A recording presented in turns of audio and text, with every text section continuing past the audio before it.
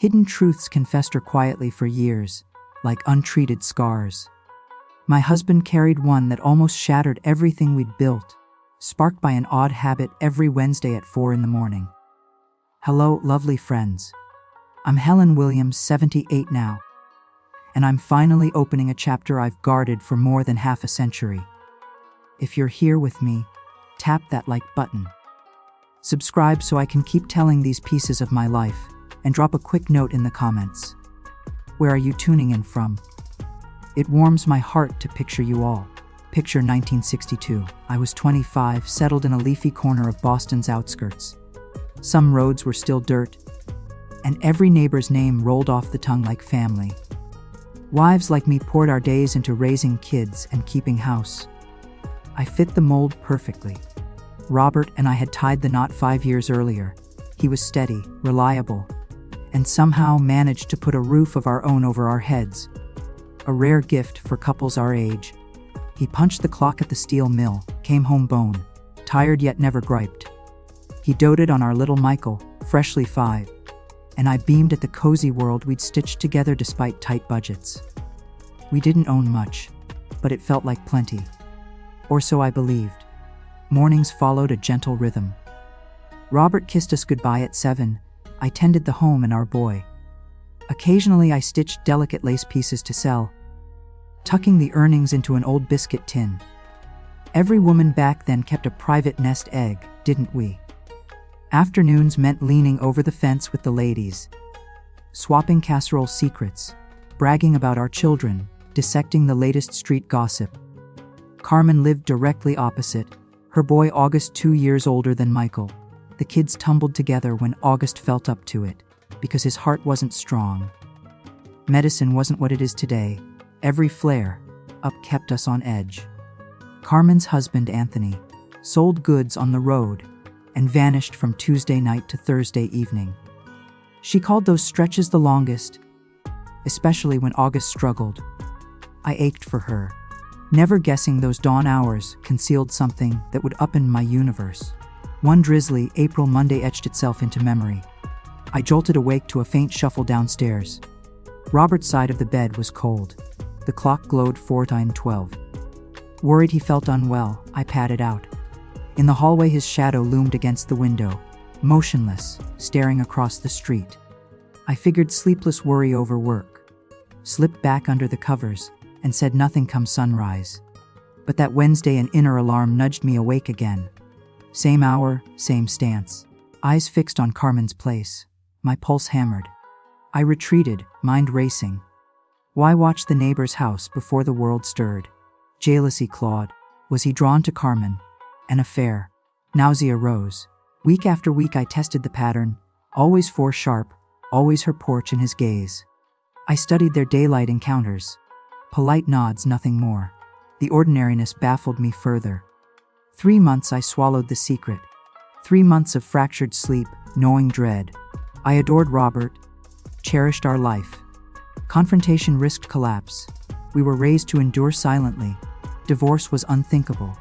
We smiled through cracks for the kids, for propriety. Yet suspicion devoured me. Meals lost flavor, chores blurred, weight melted away. I found myself at my own window, hunting clues in Carmen's curtains. Then another thread emerged. August's worst episodes clustered on Wednesdays. Ambulance lights had flashed there too often to be chance. Connection flickered. Late July, courage finally stirred. I set my alarm for 3:45, dressed in the dark, and waited in the kitchen shadows. Prompt as sunrise, Robert rose, crossed to the glass. I counted heartbeats, then flicked the light. "Robert, what's going on?" My voice quivered. He spun, pale as moonlight. "Helen, you startled me." "Just restless." 3 months, every Wednesday, glued to that house. I pressed. "August suffers most midweek. Does this tie to you?" Something shattered behind his eyes. He sank onto the couch, palms over his face. The words that followed still echo. "August is my son, Helen." 5 syllables, and my foundation crumbled. Air vanished. Walls tilted. I gripped the doorframe to stay upright. "Your son?" "Explain." A threadbare whisper, tears, rare from him, spilled as the story poured. Before me, a fleeting romance with Carmen while Anthony traveled. She ended it upon learning she carried a child, vowing to raise the baby as her husband's, warning Robert away or risk Anthony's rage. Everyone knew his fuse burned short. Weeks later, Robert met me at a church dance. Love bloomed fast, marriage followed. He buried the past. Then fate parked us opposite her doorstep. Shock nearly floored him, but the deed was signed. I was glowing with plans. Worse awaited. August arrived fragile, heart flawed from the start. Carmen, frantic, begged discreet aid. Specialists, medicines beyond Anthony's pay. Robert funneled cash in secret, year after year, shielding me, shielding Anthony.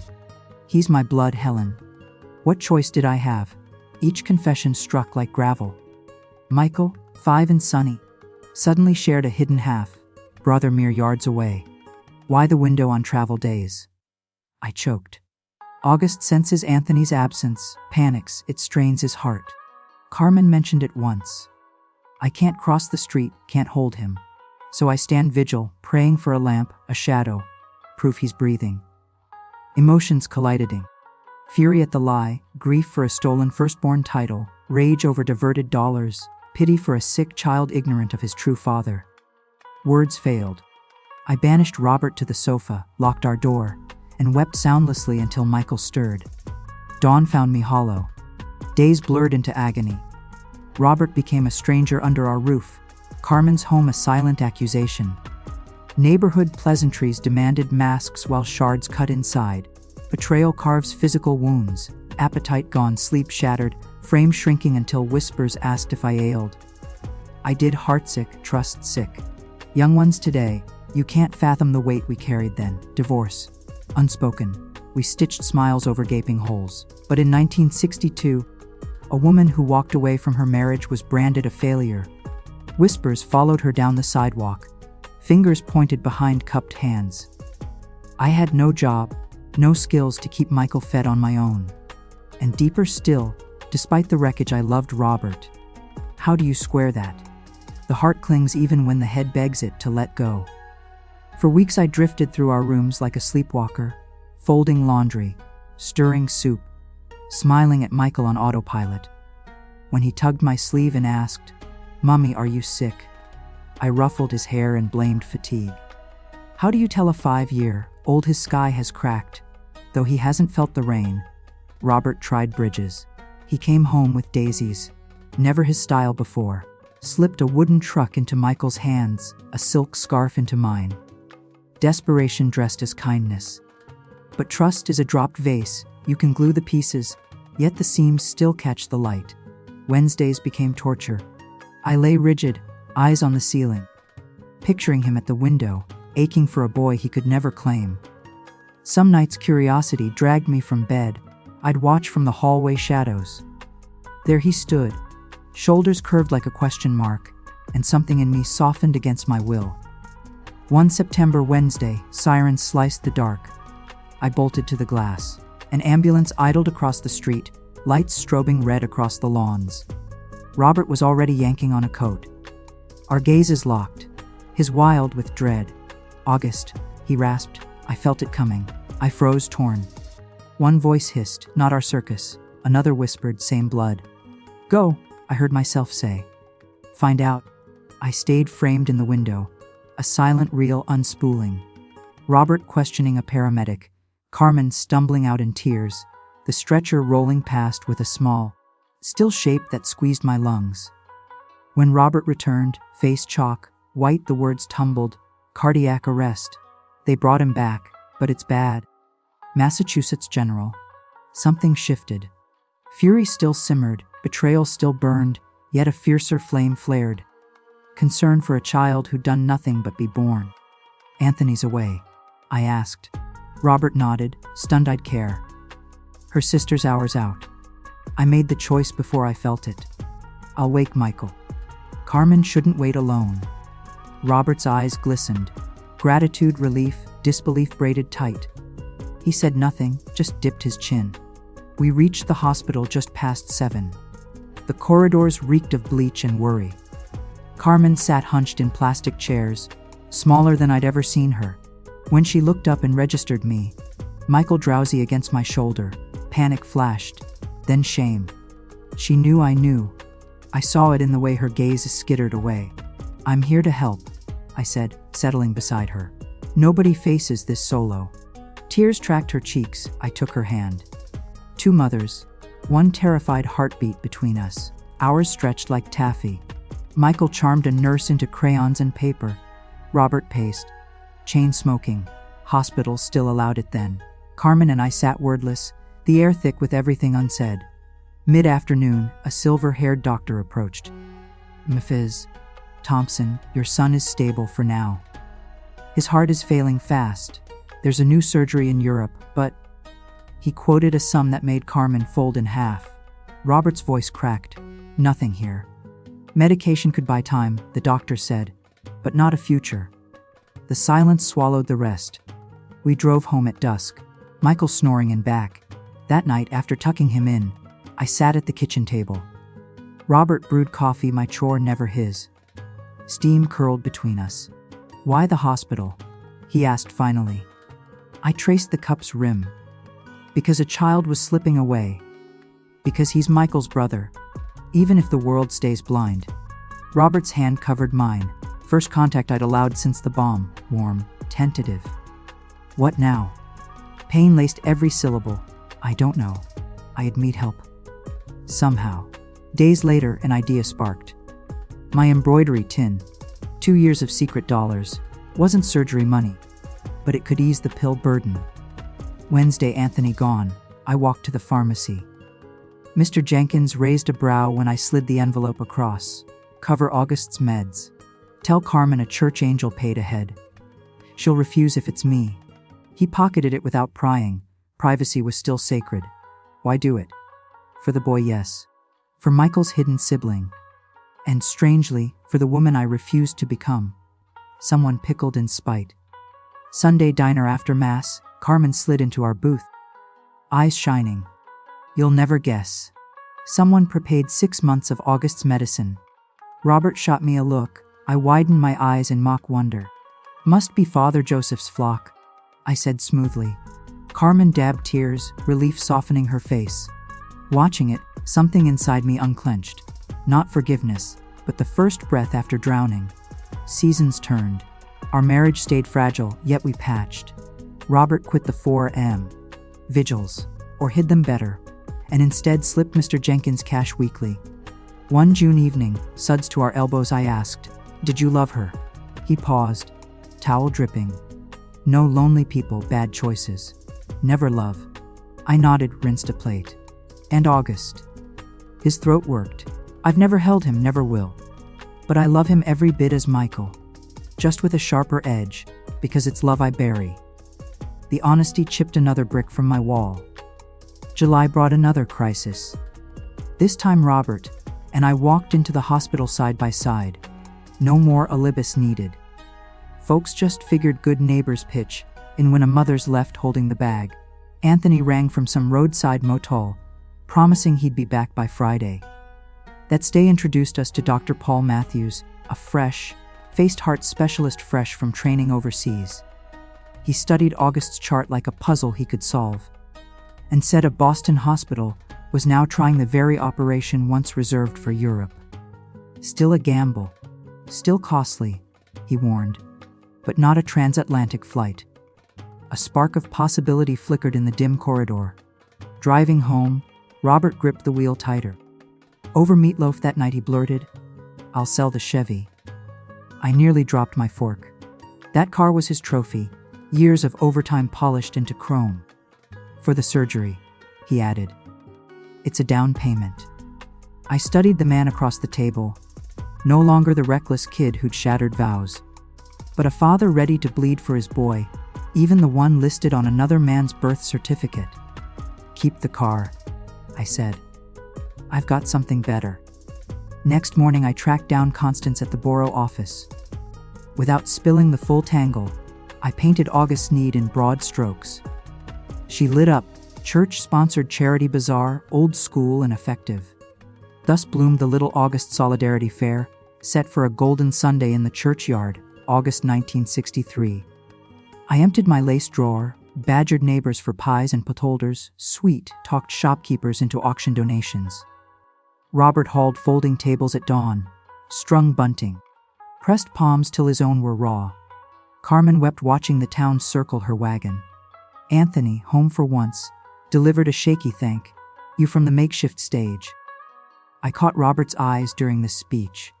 Pain and pride braided so tight I thought he'd snap. He'd never stand in the spotlight as Dad, yet every nail he hammered was a love letter. The fare rang up nearly half the surgical bill. The rest arrived like manna. Anthony's firm passed the hat. The boss matched every dime. October brought the date. Dr. Matthews would crack August's chest at Mass General, one of the first such fixes on American soil. The night before, I packed Carmen a hamper. Sandwiches, lemon bars, anything to sweeten the vigil. Robert prowled the house like a caged bear. Floorboards creaked his worry. Part of him was already under those lights, the part forever gagged by circumstance. Morning came gray.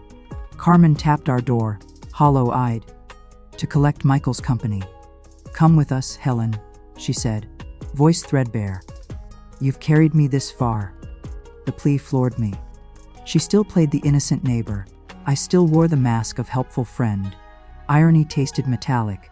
We left Michael with kindly misses. Baker and drove in loaded quiet. Carmen in back, Robert white, knuckled at the wheel, me counting heartbeats. Anthony met us in the waiting room. Chain-smoking worry into the air. I wondered what storms brewed behind his curt nod. Did he sense the fault lines? Prefer the tremor to the quake? 6 hours crawled. Carmen's rosary clicked like a metronome. Anthony paced. Robert sat carved from stone, eyes welded to the ore doors. I floated outside the circle yet tethered to it, a spare piece that somehow kept the picture from collapsing. Then Dr. Matthews strode out, cap askew, exhaustion eclipsed by triumph. He's through it. Strong kid. The room exhaled as one. Carmen folded into Anthony. Robert turned to the wall, shoulders shaking. My knees buckled. I sank into a plastic chair. Relief flooding every vein. ICU days, then a regular room. August came home pale but pink-cheeked, able to kick a ball 10 minutes without folding. Sundays found Robert as Uncle Bob, teaching both boys to cast a line or launch a kite. Michael and August swapped comics like brothers, because they were, though the words stayed locked in adult throats. Carmen and I circled each other in careful orbit, conversation skimming the surface, glances diving deeper. Some truths are safer underwater. Anthony traveled less after the scare, or maybe he was staking claim in subtler ways. I never asked. July 1964, we threw August a 9th, birthday blowout in our bigger yard. Robert hung a tire swing. I baked until the kitchen smelled like vanilla and hope. Kids shrieked. Records spun, grown, ups sipped lemonade under maple shade. Carmen snapped a photo, Robert's arm around August, both grinning at the camera. Across the lawn, Anthony watched, face unreadable, then lifted his beer and looked away. The picture later hung in Carmen's hallway, a public secret framed in drugstore walnut. Years stitched us tighter. Shared holidays, split Thanksgiving turkeys, summer weeks at the Cape. The boys grew lanky together, traded baseball cards, double, dated to the sock hop. Invisible threads hummed beneath every handshake, then 1967 Delta body blow.